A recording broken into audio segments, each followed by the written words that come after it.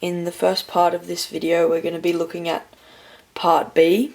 So we're going to start with the two segments on the left side of the lines given in part A, so this parabola and this straight curve. So we're going to start by looking at t of x, which is the parabola, which I've made up for on the left side. We're going to start with a regular parabolic equation, and then we're going to sub in x equals -12 as the point where it joins L1 from part A.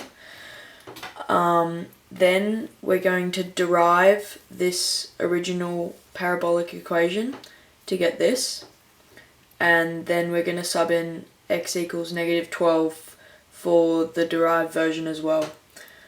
And so this one's going to be equation 1, and then once we sub it in for the derived version, that's going to be equation 2. And then I let a equal to 1 and 3, and then I sub that into equation 2, which led to the result of b being tan 50 plus 8. Now that we have the values for a and b, I sub them both into equation 1 to try and find the value of c, which led to this, and then eventually c equals 48. And now we know all the values, so we can find the equation of t of x, which is 1 on 3x squared plus tan 50 plus 8x plus 48. So now we're able to find the straight line, which is d of x. So we take the derived version of this, of t of x, and then we sub in x equals -20.577, as that's the y value on this curve when you let, that's the x value on this curve when we let y equal to 0. So we sub that in, and then after we've worked that out, that roughly equals -4.526, which we know is going to be the gradient of the tangent d of x. So now we can use the point gradient formula to find the equation of d of x. So once we do all this, d of x equals -4.526x minus 93.1366. So now for the second part of part B, which is the equations for the lines which I made on the right side of the lines from part A. So that is d of x, which is the parabola seen here, and a of x, which is this straight line. So to come up with these, it's very similar to the last part of part B, where I did, so now I've done z of x is equal to ax squared plus bx plus c, which is obviously the regular parabolic equation. And then I subbed in x equals 18 to that equation, which gave this, and we're going to let that equal equation 1. And so the reason I chose 18 is because that's the point at which I wanted z of x to meet line 2 from part A.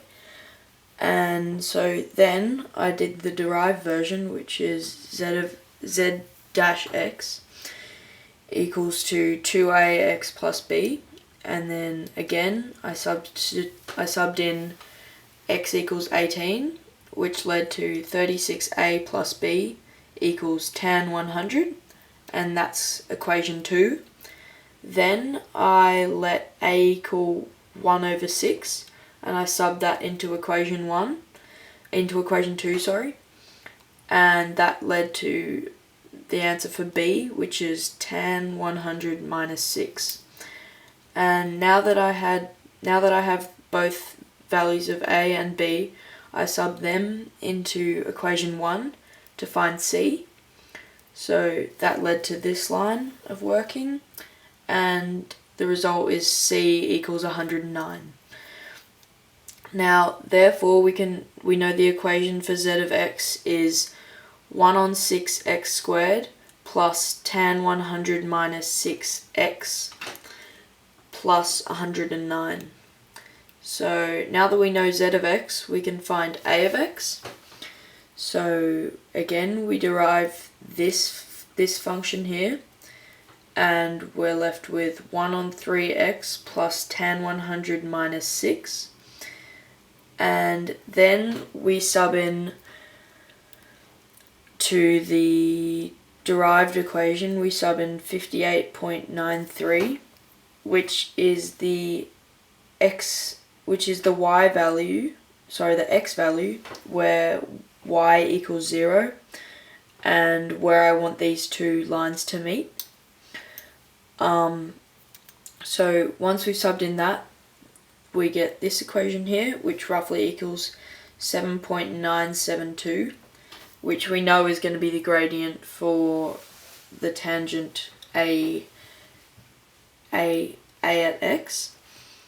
Now we can use the point gradient formula using this gradient and the point 58.930. So we use that, and then we get a of x equals 7.972x minus 469.8.